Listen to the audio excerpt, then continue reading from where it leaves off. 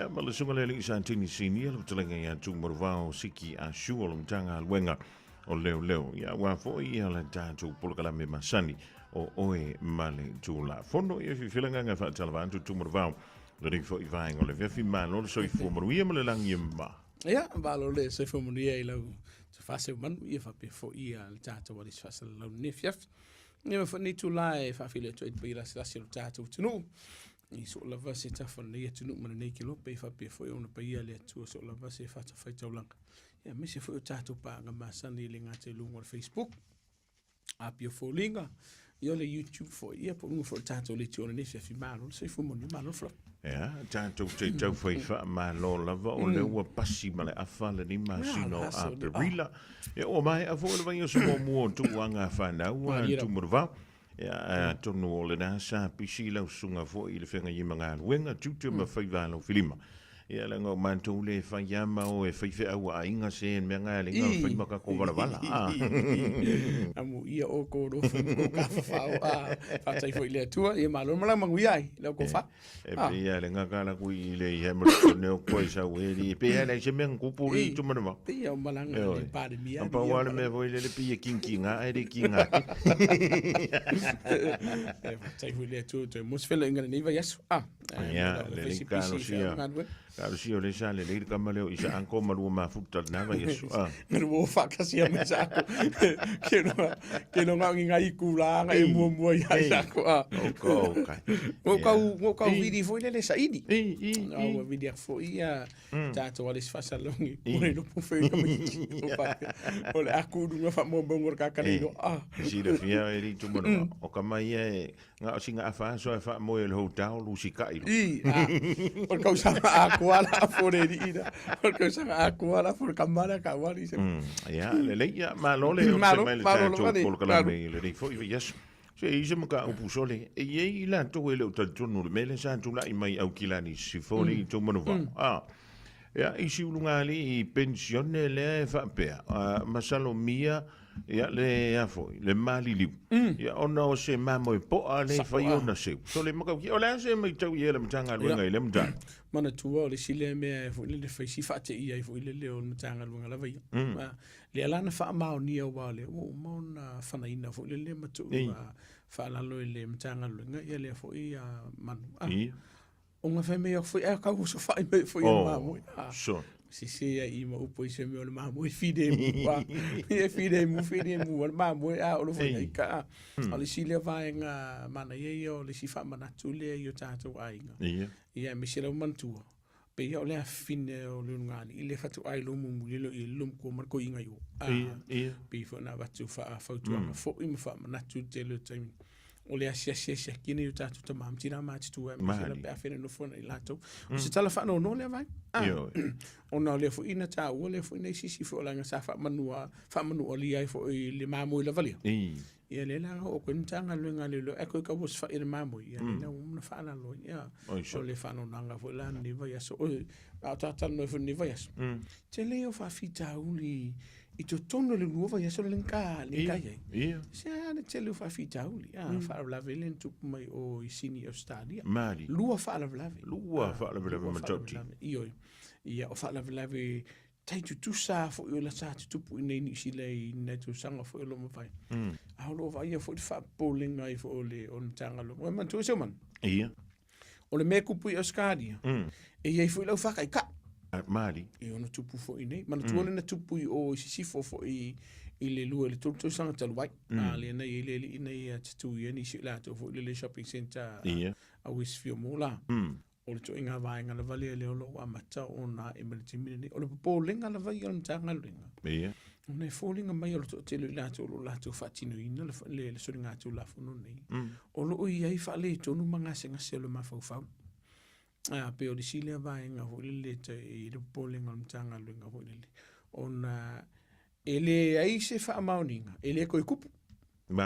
mai o le upumoni la vai e tau no fo sa no ni mata pena ele tata o tinu o le va inga le va ai fo le pe o te le tata o tata tara no fa la veni se mano o lo vai pe mal fa no ke mi fo le ku po fa la vela ke le lo pu ya ka ai le se auf so le ma se so le ma se so mana tua leo te tau whaalonga tua leo na avel polo inga le al mtanga luenga le Australia la tole na live streaming na ia le soundinga ho le tu ila na ia a titi le fo le vainga o ai tonu falsa tulo le wa matano o inisio fafita o lima solinga tu la fo no ngonga fabia Michel han to te le malo e Australia le no fa manu ali ya o le la a tu mai a taita a fa o le ka ke va ia ko la fa ina Michel o na le tu e o ve ka ikarika ai o fea lau i va se le lenga fo i le o loka i ka le fa o manua ia mala a fia antu ai lo le o malo le nga ko ka a mai fa fol tanga tale ai Michel mo ko ka i le kumu ia mana tua o le fautuanga la vai tato tunu kupulo va nga fa pe take over lo pe a velo le pule la vai la lo tu la fono ile matanga luenga lo fa tino ina nga luenga o le sile va nga va tatu tatira titilan vai nga le fa la fa pe e o ai mali vo i tonu a inga tu lo fa fonga tatu tunu o fai se misa po se pa ki mali wai se si pe manu atu nga se kasi a kum kanga luenga le a ko fa sanga wen kanga luenga le te le yo vai ngor tu la fono lo ye mal si angal mtanga luenga le e fai ai singa yo inga fa tu la fono mo mua ka fi ai o ko lo fa tu fa lo me le suska dua por kam fai na e fa sa ina so i fu la tu wa fai mana tu le vai nga le to le section 48 por vai nga fa mo le va o le o tu la fono ani sila so nga tu la fono a fi sila uno so maltas o lo i ai le malu si angal mtanga luenga le lo maso se tasi lava e o fo ya i se uma e te fai e se ngai o inga tala fea ngai e pui ai o e mai stangata mai leo lo fatu puna sfavla le ka o fa per kangi o le self defense fo ina le o lo na winga o ile tene na fa ngai na i mtanga luenga i vai nga le ia e ia fo isi vai ngol vai nga tu sumaliva e ia le malu si anga i mtanga luenga leo e fai e se ngai o inga tala fea ngai inga i fai unga lo karanga le wale si le vai nga leo lo tele na bebesi e lumur tato inga te fai lang o le vai a kua uma kua fo le kan fa ka i uma kua fa mo ai lo for ka unga la e fi wale le fe to ye le usta ia ona te le o fa se al tanga luenga le lo pita o lo fai e la lo vai ngor tu la fono le lo ye inga fa ngai ne le tanga luenga le lo ngai yo inga ia ma le marsi anga ina ia loka nei se tas pe fa sa nei se o le ala i Australia le vale un tele no anto ili tumrava o le ala wa umanile mta la enta fi el mai ia le ile na ia fa tupuina el fa fa so solmanuia ia le epic polen ia fa ia le na ia fa ia le sounding out ia o le la fa mai le mtanga lo le ina i New South Wales o le la u kulola le afo ia le afo ile a u fo ile ia o ko ia ka ia ka vale le ma fa nu alia ia malo le malo ia o ia mo kere lo po le ale mafu anga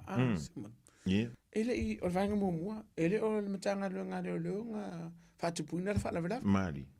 ele o matanga luenga a le fa pe o la kursa kongul farsa sa luk fa ka sir temila pa wale o nga luenga matanga luenga le o le tamu faile na ia lokaina le sa fa tu puina fa la fa sa ina so i fu la to le sa fa ina a wa a vea ma vai nga wa ia su fa fa ngo fi o so vale i fu ri ia me la ngai mo o ko e fa sanga mai lo tanga luenga lo e fai mo dia ma lokaina la to manga kua te le yo vai nga ina live stream e tangata ia ele la ma wo ko mai si le ka wo ko la fia ia o le vai nga le fo le tau ina e va fa tu anga tato tu so se vai nga ku fa pe i tu tonu lo o se no fanga le tanga luenga le lo fo tu anga ku urunga luenga fa ele imeta tanga luenga le se ia vanga na wa tapal tanga luenga le se si o to mo se so son ona mafaile wa vanga in faila lo tu la fono ai lo fon kanga luenga le lo ko ko fie fusu mai a wa lo vivis ia ai la filo a ku le kanga luenga le lo ele mai tama tu foi le no le sa live stream ia le sounding alo ai o lo tinga tanga ia no antu le so soni le foi fe o male ka le sia ila uia la mai tau foi le mai tu e pe o le mo antu le mtanga luenga fa tino la tonga luenga le melenga ko kanga kai Fia mau Amerika ka ringa fa ko puan fa le. Ah. Pe le vai ngana. Ele o se nga ruenga isa ele la ngona le lo tutinga. Kwa fia pa ia ko a ku akula. Ia. E yeso ringa tula fono mo lia ile tunu. O le si fo ile vai nga se o manu fa fonga tatu tunu. Ia. Le anga ele o tasi pe lu ona tupu. Mali. O lo ia ile mamalu le tunu o lo tutinga. I nisi fo o fai ala tu fa sala launga I lunga o penga te fai langi. Mali. Fa ale ke usiano ia po o la tu lava langona mana tua. O vaenga ia Samoa a fai ele tauta mali I lau whaafonga anga po lau sila fo. A fai ke sila fio se vaenga ngomo lia kanga karanga e whasala laungana. A velau tangi mtanga lunga lau. A wai ele ai a se leanga o la unga tulou. Se fa ngo fie po manatu la to lo faalia ai ole kaimi ke fai se fa matau pe ke fai se nga yo inga fo ile na ia fa ina la to la velo o il kula fu io se tala fa te tai o lo ye inisio lo mai ona to manatu inisio mau tu spia a to no le tala fia ngai matal to nunga inisio la to e kalesia mani e ye le skangaka e ngofo ala wolo ko kinga ia kalfa kai e o e ma o seu man ke lo ye ngi se o fi ya kam I kam ka o puia po tato por kalame e fai ele o fai e fa tau stanga tas mani o le fai mo le songo le mu ma ia longo pui le ina tato tunu I vai ngai tonu mamla mai ai skanga kai le fi ai matua o lo le la ngona a le kaimi a ke text mai e pe ku fo ko mengi ngor tato por kalame po o so o lava se por kalame po o lungo lo penga te fai langi fa pe ke fa makau su e lo la o le mo le tu la fon o le ua fa tino tono New Zealand tu la fon o le ua fa tino New Zealand vai nga le ta o le hate crime o le o vai nga la e te una sila ma fa te tato tu o no le te tilo fo le e isi ke mi o kere lo po le attacking mai a petu mai fo le ia inisio o manato inisio la tu e me se lava vai nga e vai tala tu o le tu ni sio ala nga upu o la unga ia ma vai nga fo o le o la unga a fa o ile o tele fetuna le fetina ingolo ia ile tunu ma la lafo inisi o fa metalanga fa le manuia sa welo mar fa maka e ma faila ona moli ai o ile tu la fono I vai ngai o la vai fa tanga tatu tunu ai se vai ngai tele o fia ai fo ile le mai te lo o soli e tanga tele tu la fono on tanga luenga le official mai ke su e faila lo fa se ampo lo lipoti ai a wati tau mawhai e lamarkanga ka le wha atupo I se so ngā tūlafo no po se manu afo a wai mo dia I la o tūlafo le lik mano wha e le mata o le tumanu wau antonu e le fo ai o le fisili tu sa o work e le tantu numero fo le tasi o lima so soni pui el sang le mo le malu le antonu ia mana tua pe ona tatu tala no ia tatu numero nei man o le tasi o lima ia e le o se numero te vilina pe a fai o se fa lave fa fo se ile o lo tupu te mine nei ai va fe le tulanga fo ile le o le fo o le wa ile mta upule le pili le tau fa o fil te mine nei o le o mana se me tono le o le apa massivo ile le ala lo le tanto pa mene o le pili la e fa te tau ia ila tau ye tau muli is tangata ona Elena o se tasi se mata upu tumarwa tele mata upu o mali li wa ilanto le sa tu ilanto ala to li poti fo I le mtanga alwenga ma fa pe atu o le wa makanga la makia o la fo le ona ele o yesi tu la fono o le winga na le fa si po o work e ale va nga le o le tato o nanga le mtanga alwenga fa mul ya mana tua o le o lai ai o lo nga lua va nga o lo work e tele va nga o lo yai ia li poti le tato tu no lo ave tonu I le numero le o lo tu italian mtanga alwenga le o pa wa le anga ye le te mi se umano e le ngar ko kasi se fasi se faila la ye mali fi se fu wa fele o lo yo faila lo tan fa mtanga alwenga le fa so mol mamalo le tunu ma fa tu langa po fe faila te tauna ave le fa mo o le karfa ka a va ku le faila le fa pe o le na lo tu tanga ta fu le lo fa le male anga e se le version ni se me tuni pe a fua le faila le fa mai sen usavali vani mai de i le ngaluanga a munu mai le skamalo ia kia o le feo faila ia ave le famumu mari ai le ku ua i foila le faila le pito ila o le vave ia nga oso ma oso le si ngatu la fono matu ia mo le ngara fa mari le ufa pe le ave lo lan famumu mtanga lunga la ngor kanga kalu wala kumara sa pe tulo ave famumu ai le uma ko o man kanga lunga fa ale fa su nga le mo mtanga lunga i ai le ku ua ai le taimile le avano le la tolo fa tino ina so ngatu la fono la ko ki fucking o kai mi la vala la to te fai e senga yo inga ese tu na no tamun muti mi ngoi lo fai la lea pikolo lu wala no sili tu mo pe o no fai atu le prevention of family and sexual violence o le vaenga na le au mai ele tanto pili e ele ta ilenda mali e le tanga te tamuli muli e sila fia le ta ile ele masino te se mai le tausanga e lua fe lua o le ngai inga lana tu mai ta ile sa fai chaia awinatu ia le pamtalanga foi le tanto mtanga luenga le ia atu no na usi le fia le talenga le tulanga foi pe ona sa ia le tanto mta upule peita pe foi le pe ona mai le fa tita inga le foto ma tu nei la ia o le tau muli le anai we la vai no o il mali ia e o te no fofo mo mafofo ele mai loa el matanga lu po le ki mi fa ki ngoi la ka le ko nga me pero wingona la fam talanga fo le e fu le nga yo inga le matanga lu nga ile tele fam talanga fa mo nga fa mauni o se li poti wa mai e fu le fa tu langa ina le se mala manga wa lu to mai tago tu ili tu mo e se le tu no o sa wele le tamita ile pe umala mo sai tu tonu le anga imai o le se la tele o sila fia le mtanga luenga le i tu ma ngodu anei fo i to inga tunu o le ngalo fam talanga i le lato la vai le the cultures po le customs tu malanga i fanua i la kongi wa mantu e tele o le auta ua ia fo le antu asia ai ma tunu fo i tonu kia le ile wintia wai e mai ta wina pe e pia ka ma lo sia ko ile le sa wow ta ma o le tunu le ir ko nga me foi le e o ai leoti o ai leoti pe a foi le fa te inga le wo man fai pu yanga sola mai lo le finge mai in kia sa ngo foi ngi sil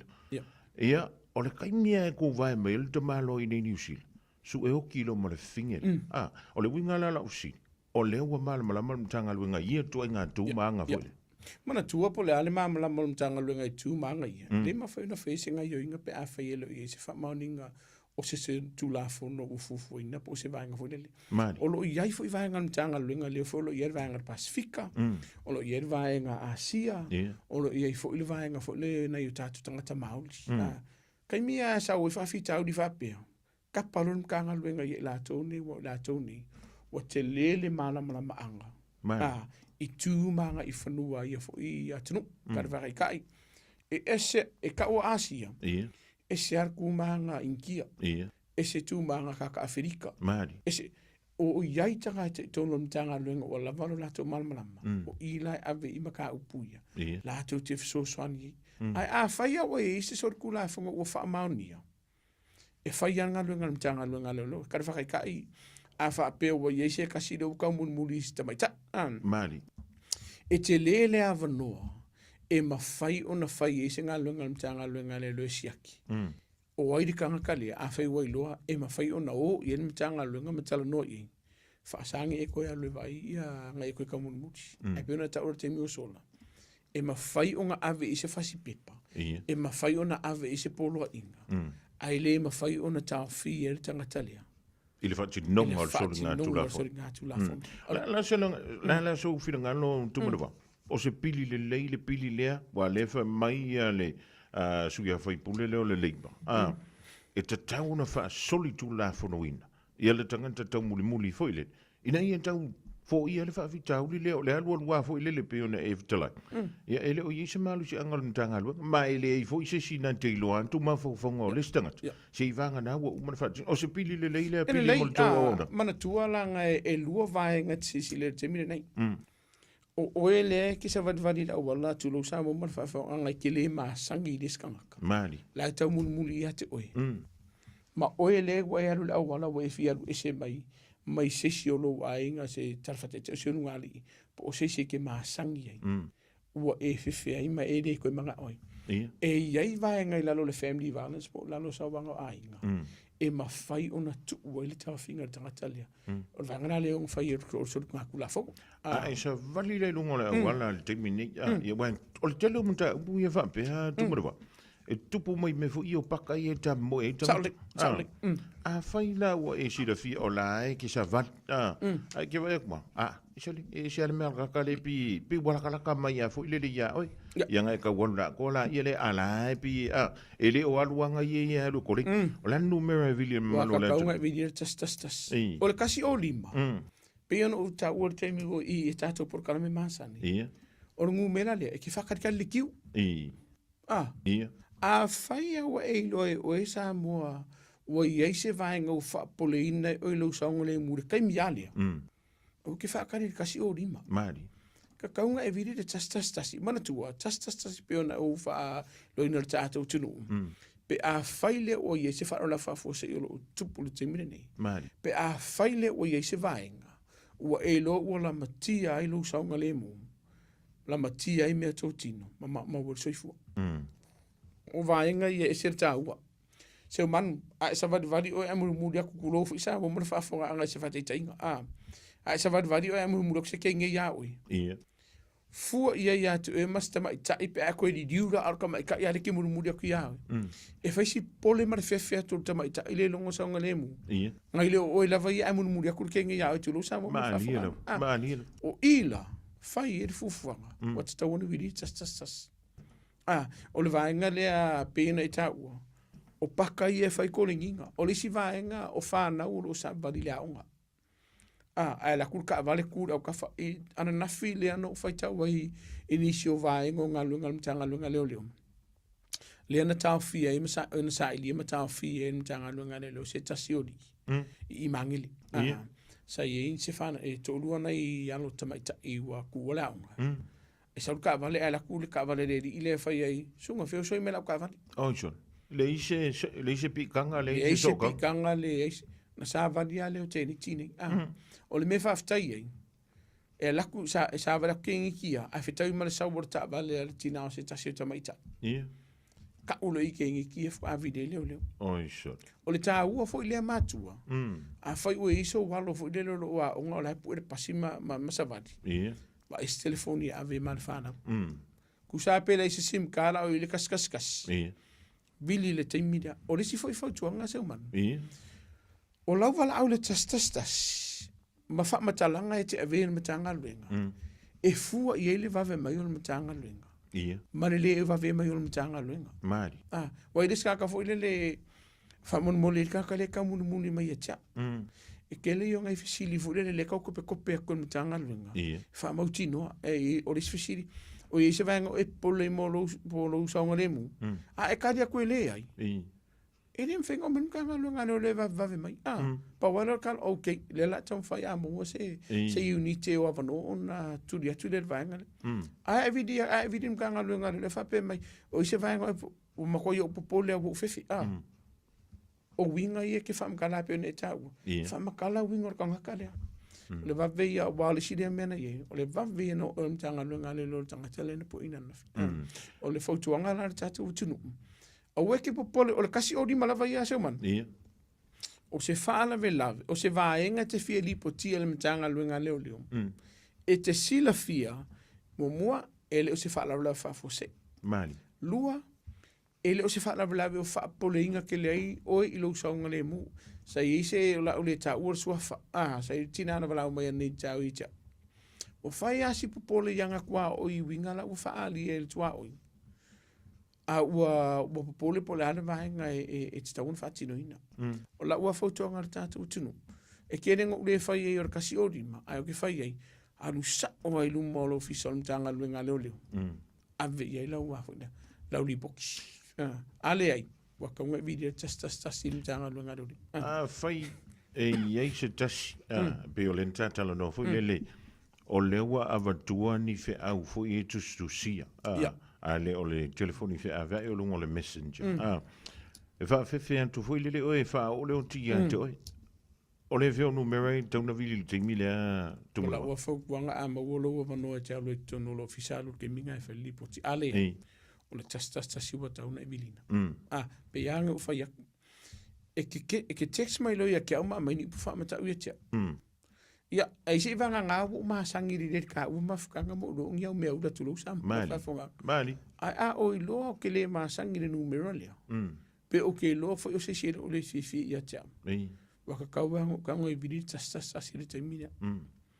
Fa fepa o se numero te le masani. E mwhai mtanga luenga na su el tangata le taimina. Ia, mana tuolo taimina mwhaina e iei level system al mtanga luenga leo leo. E mawhai ona su ere numero lea. Lua. E iei le system al mtanga luenga leo leo. E mawhai ona i loa i po fele e vini me numero le. Mali. Ono na winga la. E le whapea wakurone le lau wala au ngafonga from kanga luenga. Wa sa o whainga luenga fo lungo le tato ko senta ili si tausanga seo man. Mali. Ora kai mea loa kai lau wala au samo. Ke mini ngai la ke whapea ngai kakara ngoma kakara kere fonga. Ere lo o la le wawavele o rimana o tāri ngā luenga. Ona o le papo lenga la mai ion tanga luenga leo leo. O lo sanga le mua te tau na wha momo. O le vanga la le peon tatala no. La kuru ngā text fo le scam fo le whata o loa. E se me ke pole ai. Pawana le o lo iei upe ngā tawhai langi wha ngā ina. O lo ile tasi o lima e te wala au e pe whai fo lungo raka ko computer. Ai an waku lo se text fo le po se fe au. Ua e lo, ua iei lo po lenga i saunga le mua. O e moro wainga. O e tēnu whanofo. O le tasi. E kei ki kusa le mawaenga fo ile tala whateita i si seo man. Ai e si seo lo whanga u fo ile le ua maasangi a ho le a le ka whao e lua so o le ka whaafu asa. Ia, a iar kei mo kango virir kasi o lima. A whai e si seo walo ua e fou le mele ua kupu e le walu e se au a ko le aso. Ai ai ni vahenga o whale tonu o nga se kasi o le mafo whau o lo inga se ngase tu mau fo e kau. Ya ua ia o ki whakari se i o ngā kai whaile ngā luenga te mine. La se umi fo ile le whaale tū la whono nei e whtali puti e tangata ua wale tuawa i e po tangata ua misi fo ile le tūma. Lua sumar whai tū la. Lua sumar whai tū la. Vepa peo la kama mokwaka popo le ana ngā. Ia, waka kauanga e alo e ta ulimtanga luenga leo leo. O la ule whautuanga le tātou tunu.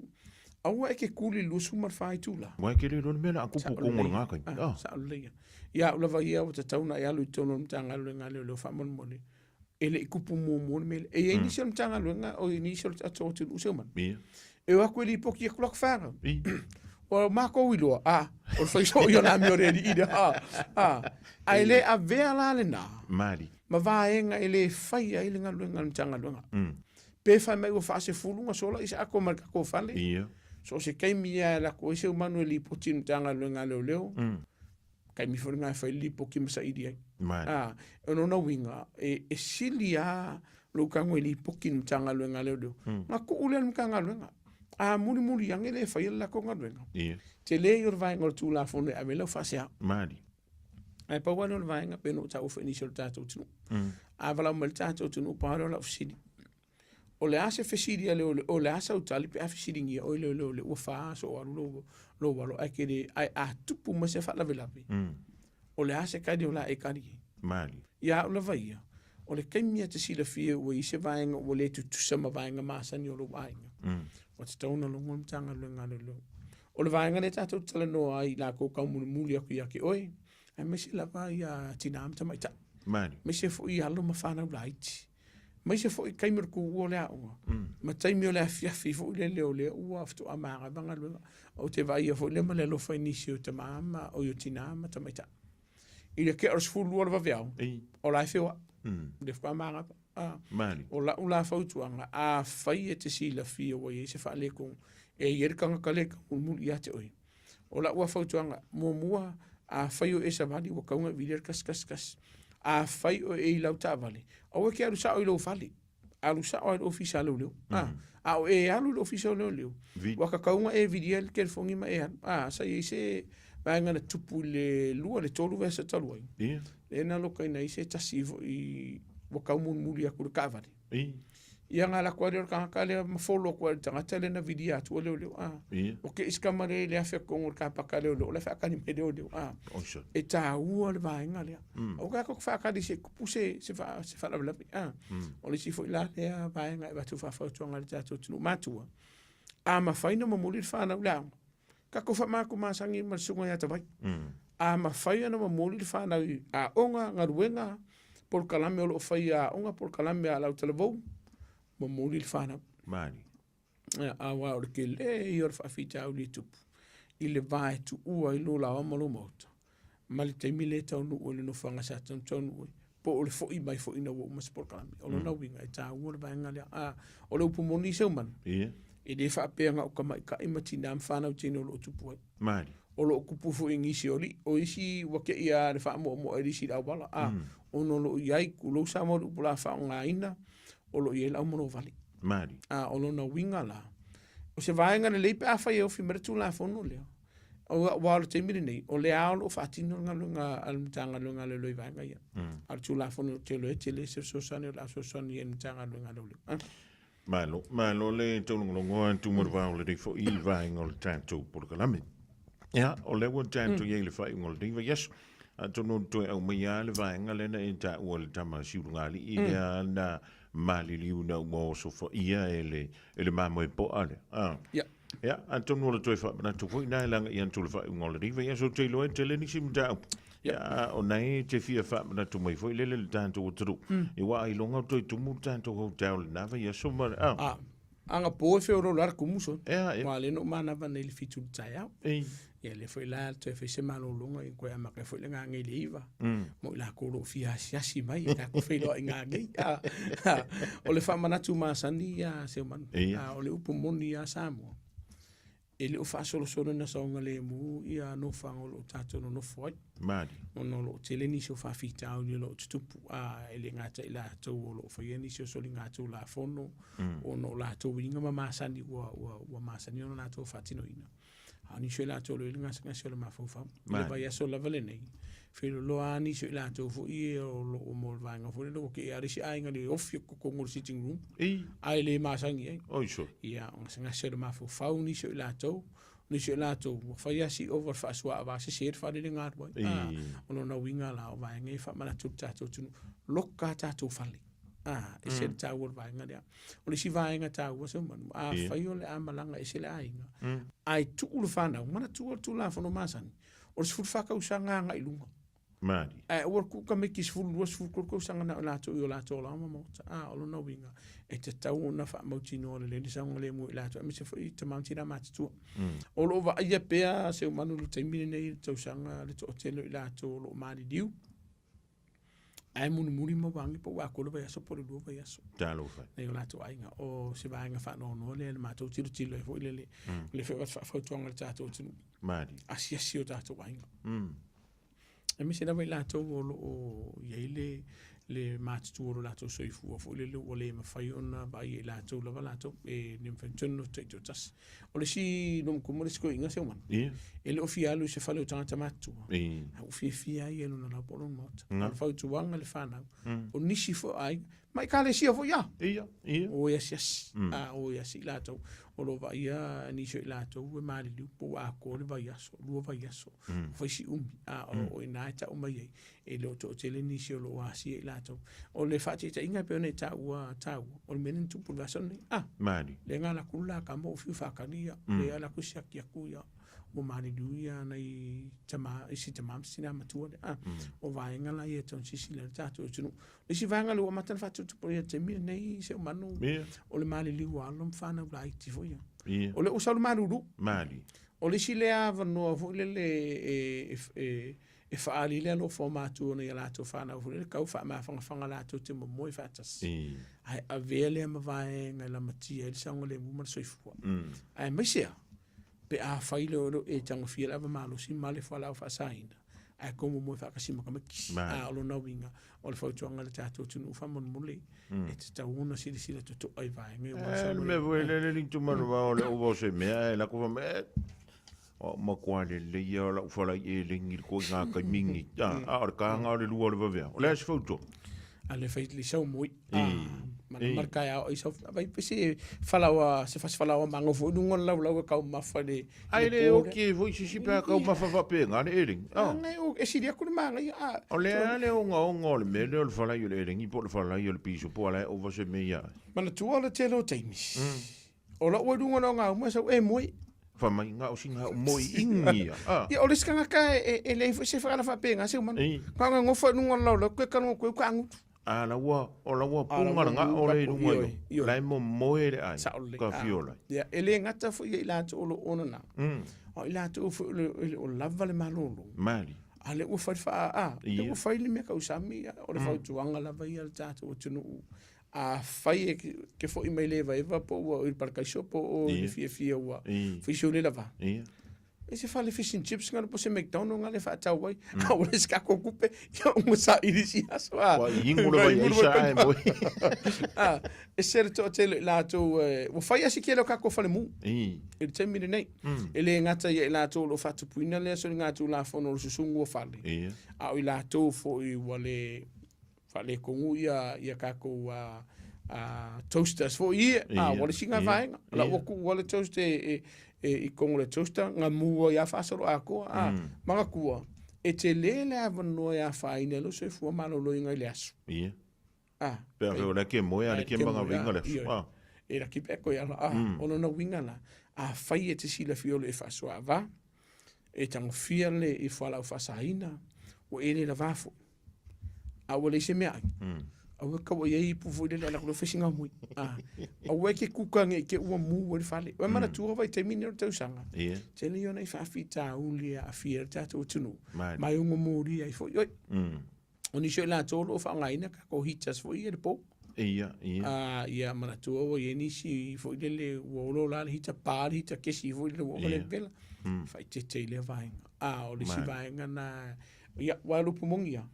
pe famelo so nga kula fong e ta taua o no el metanga luenga le lo te mit tu pe fa le fa fo se ia o va nga la ye ton si le tato o tunu o lo va ye fo te mit nei se man so lo fa ko pula ia sa wa o le fa no nga no ni se la to lo va tu ton o tato wa sela ma mo li e le fam sinonga ia o ni si te mari o tato o tunu io oni si alum fana o tato tunu oni si fa io una paia le tu tato tunu o lo kupu o le fa tuanga sa mo fa mo mo o te tauna tu ia sa wanga tonu ainga o le fa tuanga la via va tu tato tunu o le sori kula fo lo foni upu maso ama le fa matau e se si lo ainga o le sori tu la fo no lo fa o lima le pela kiki pekele so tu la fono ale vai ngale me se la pale va ko mai ko si alo vinga lo li tu mana va e so li tu la fono lo la foni upu maso a poni upu mamafa i so se tashi ai me se lo wa mana tua e ye lo va ngale ko protection ora so ku la fono lo va ngale ia o lo wa la fo upu maso ai le sia fa ngai dungo lo wika e al wakulo ma upu fa mata o te tonu le va ngale sori kula fongo lo ai a fai wa ye se fa tonu ngale pe no ta o protection order e o ai lo pala vale tu lo fa fa ngofi e lo ka ya oi e o a fo lo ngofo ngwa i fo le pu fo le we sisia e lo ka ya o va ngale o le fa tu anga la fa mon mo e ta una tato fa te upu tato te la fo me se la va upu fa mata e le ta un tu pu le va ai se vese se inga tonu la inga tu mo va le fa i volta po kala ai patita inga o se le se pa i di morga malo le fingi wa ka ia kule me ka ia kule me lili u foi la ia le ole anto le tupi ia u fa pe na fon fa tino le tina ele nga ka ile le halu nga lu si fonga ka ia kule kiwi ka ia kwai mai ia me ole ala nga yo inga tona fai ale o te mapo le tina le timil ole ala me konga fa konga viri kas tona viri mtanga nga le mana tua ele ma fai ona lo kaina o mtanga lo ngale lo pe angu fa leanga la ka vale la me to tinu pa wano nga lo nga fen ka nga lo ngale lo le ave ese mai oi mai lo fale ave ese no fanga fo ile le position lo wainga e fa ki ai lo le fi E la kula maraka ko fas pepa fu le ka o le police safety order. Po le polo inga mai le mtanga luenga leo. E fu leo nga ongo le nga yo inga leo e fai e kongoro wainga. Mana tua, o lo ka e yo ipu. O rau mea ko kingo yo lo kongoro fale. O lo po inga lo makua po fu ko inga po kamiki. Sorry kula fongo la wainga le. Te le ala vano afa pe fa mauni al wainga le. E loka ina oi. Peita. Ako fun kanga lunga le le fa ma ngar vainga le pe fa pe fa singa kama e wa fo le po le vainga fo ngar ke pe no ta nga o upu kalafu e rong upu fa mata a upu ngole ita mo pala van ona vatulo le polo inga le ka o le PSO po police safety order e fa ton winai oi sa wa le ngo fo o lo vainga ki makai le penga mo le sfo o le kai mea ki koe fo i mai ai, o i leo lo to tele le tātou tunu. O lo o mai tonu o tātou sila. O le uska ia le polo a inga lea na awate le mtanga luenga reo reo. Mantuat polo a inga rea. I le mwhenga e vidi, le mwhenga e teksi, le mwhenga e kango e whai si solo a inga e vidi lo a inga. A sau wale vaenga le lu sumar whai kula, lua sumar whai tu la e le ma whai ona e vai e lo a inga petala noi. A sau wa o se furu aso. E ka kauang e uska i vaenga lea. Se ia vanga nala, o atu mtanga luenga le fa pelom ko nga kau kikinga ur ko inga. Pe fa pe me fr ko inga kau kikinga. Wa kun kanga luenga lo longangi tulanga. Le ila le a ngala fa pe palea. Ia e saulo ka ko fela ila ro ka ko falem ka ko karkala. E ngeo ka mafukanga se koru le. E koru ka mafukanga nei. Wa ila kia koru. Ai la ku marva ingo arvai pa. Ono no vinga. O lo peno ta ua taimu so lo no tatu taimu. E batu whawhau tuanga tātou tunu wata tauna tā ofisa wanga i tono ai. Māri. Awe ke whai malo mā whau e ke sao mai e reilo e sisi. Ia ia awala e whaadi e le tua. Mai o te whaafitai a batu lau whamalo e le ngata i ta mā o tina a o whanau fo. O lo o mail matanga luenga o i ele anganga waro tu tele hoi le wa fiu e polonga. Ta o mtanga luenga le ase e whaise fofanga mtanga luenga le. O ke pole whape o ngā o e tulu sa mama le ngana la whanga ina se man. O ele o le leo pepe ngisila. Ele o se ele tau fia ele le tula fono. Ta o whaile ngā luenga e tau na e mōlu sa o ngā lemu. Ia wa se mapusanga mo e malai. Te i koe whamangingo mea rwaenga muli le. Tu sa pe ova o le ova wa so New Zealand e puipuia o le tula fono. E le wha o li mon tangata ia to e mle sa wa ino. La ia se senga o ele ova wa so markaka ka whaama e wha o li mai se skaka. Mali. Tangata mo mo te tonu na nei tunu u se manu mar whafonga le tātou tunu u. O lo o iai vaenga o le tula fono e puipui ai o e malaua ia tita. A e kukonga New Zealand. Pusa penganga sa ke ka whaamo se vai aso. O vaenga titupui nei e puipui ai o ila lo tula fono. O lo na winga la au ka ku fwa ole o se sa wanga le mele o lo whainga luenga le bangi so antoa ai o atu yanto na sina luz futa la fo ile le e sirga ka la a ve la u kupu o lo pomoni o ia se tamali o le tunu o le o fa fa pui ne vai ngai le toi pomalai mana tu o se soli nga tu la fono nga le vai